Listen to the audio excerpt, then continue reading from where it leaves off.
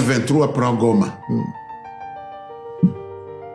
Si moi j'avais été à Goma, et qu'on me dit pour ne pas décourager nos militaires, pour ne pas décourager notre population, il faut dire que le M23 est dans seulement une partie de Goma. Pour des raisons de stratégie militaire et tout ça, mais on ne me dit pas que le M23 n'a pas pris Goma. Et que je dis que le M23 n'a pas pris Goma. Quelqu'un qui est à Goma, qui sait que le M23 a pris Goma, mais le gouvernement ou l'officier qui sait que le M23 a effectivement pris Goma, mais qui ne veut pas qu'on dise que le M23 a pris Goma pour ne pas démoraliser ses troupes, et qui nous fait parvenir un message dans le sens contraire. Vous croyez qu'il m'appartient à moi d'aller à Goma pour vérifier avant de donner cette information, ou bien je dois quand même rassurer notre opinion? Dans cette interview accordée au journaliste de la radio Top Congo, Thierry Kambundi, l'ancien ministre de la Communication a exposé les complexités de la communication politique de l'ancien régime. À travers une série de questions incitatives, vous allez voir comment est-ce que Thierry Kambundi a cherché à exposer les contradictions et les responsabilités de Lambert Mende en tant que porte-parole du gouvernement. Et voici une analyse détaillée de cette intervention. Balobi, en tout cas, il y a déjà plus de 20. Au monde, Lambert Mende a 7 morts. Dans cette séquence, Thierry Kambundi a commencé par poser une question directe qui a mis Lambert Mende sur la défensive. Et c'est la visée non seulement à établir un climat de confrontation en rappelant le critique passé, mais aussi à attirer l'attention sur le sujet sensible comme la transparence gouvernementale. Mais est-ce que c'est mon rôle à moi d'aller dans les hôpitaux? Oui, mais vous portez la voix. Mon rôle à moi, c'est de dire ce que le gouvernement demande de dire. Nous sommes, attendez, nous sommes dans un gouvernement. Celui qui va dans les hôpitaux, c'est le ministre de l'Intérieur. C'est lui qui a la police à sa charge.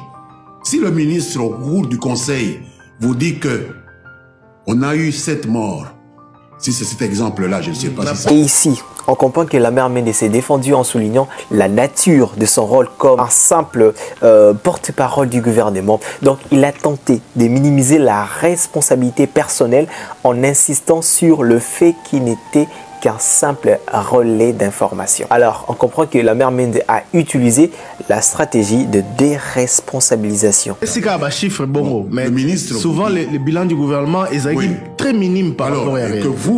Ici, Thierry a souligné une incohérence dans les chiffres que fournissait le gouvernement pendant que Lambert Mende était encore porte-parole, renforçant l'argument selon lequel Mende a contribué à une désinformation systématique.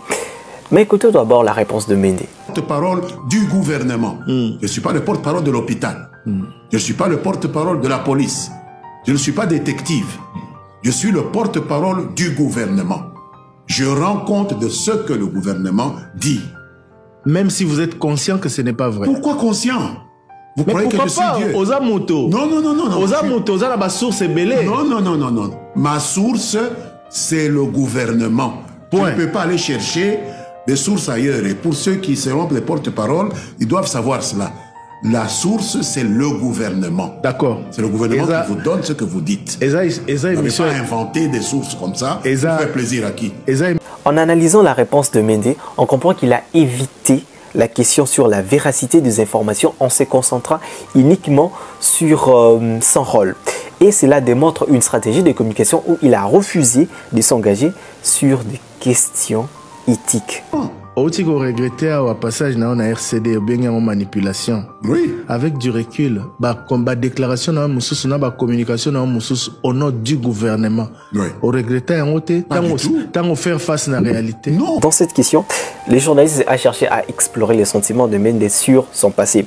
Cela a été une opportunité pour Mende d'affirmer sa loyauté envers le gouvernement tout en évitant de se compromettre. Oui. On regrettait tant on faire face à la réalité. Non, pourquoi? Quelle réalité? Aucune. Non, non, je n'ai pas. Non, réalité sur les bilans, réalité sur la mort de tel acteur politique, réalité sur Boye, Makamo Minge Baneko Bima, Oye Nasima et Nasima. Mais est-ce que dans Nzambe na yeba que Nasima et Koya Boye? Moi, je prends ce qu'on nous dit sur la table du conseil. je sors et je rends compte. C'est ça le rôle du porte-parole. Floribert, le rôle du porte-parole, ce n'est pas de faire le détective. Dans la réponse de Mende, on comprend qu'il a utilisé une métaphore pour souligner son incapacité à prédire les conséquences de ses actions. Est-ce que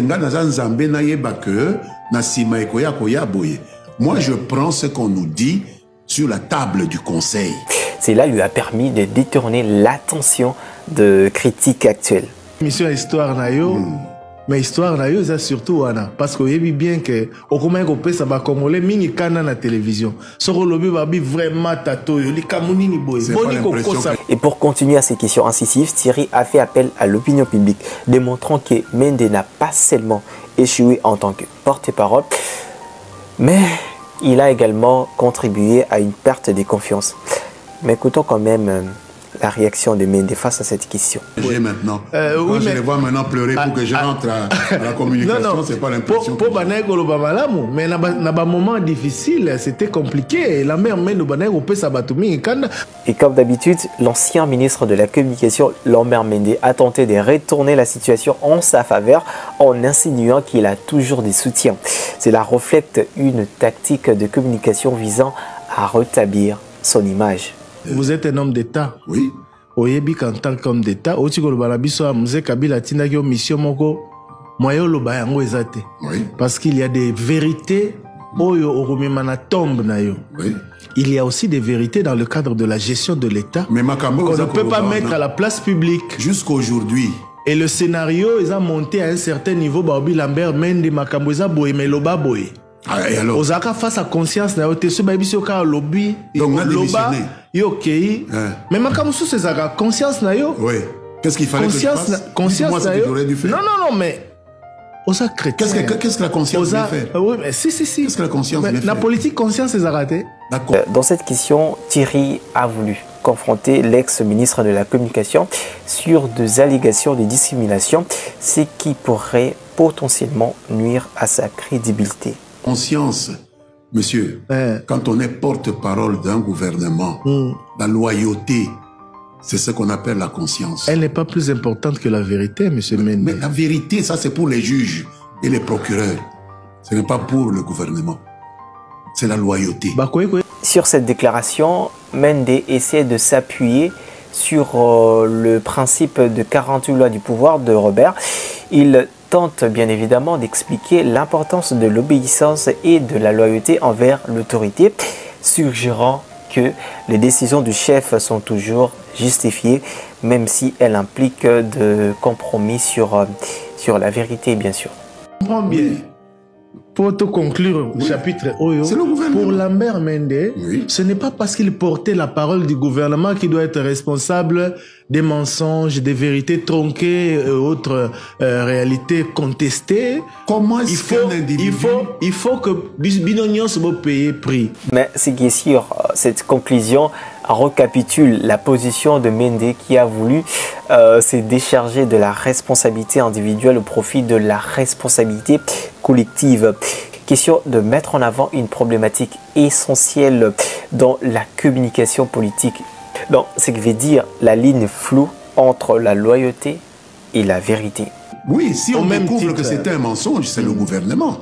Comment un seul individu dans le gouvernement peut être omniscient au point de connaître que ce que le ministre de la Défense dit est faux, ce que le ministre de l'Intérieur dit est faux, ce que le président demande de dire. Voyez bien, toute parole qui sort du porte-parole du gouvernement doit être approuvée par le président de la République, par le chef du gouvernement. Et j'ai pris le temps de vous éclairer sur l'importance de la transparence et de l'éthique dans la communication politique, tout en interrogeant la responsabilité individuelle dans le cadre collectif. Abonnez-vous si vous êtes nouveau à la chaîne pour ne rien rater prochainement. C'était Pitiens pour vous servir. Merci.